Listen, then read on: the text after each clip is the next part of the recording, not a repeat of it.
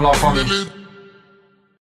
The other slide that I often dislike when I read companies is unit economics.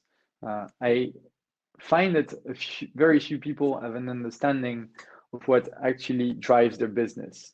Unit economics is how much it costs to sell something and how much you sell it for.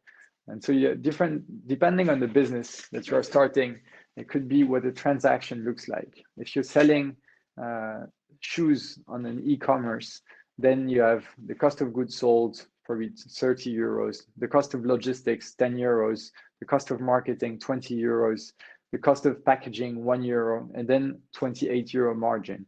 That type of analysis, you should do whatever business you're in, because investors like to think in, like to start small and think big afterwards. It's like when you talk about market size, saying you're going to get 1% of a 100 billion market is very, very abstract.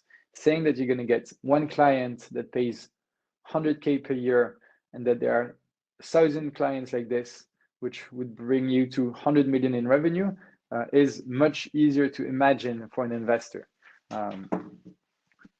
And so do it for B2C businesses, do it for B2B businesses, and put these in numbers. The numbers are going to be how much money you're making today, how much it costs you to get those clients, and put them in perspective with trends.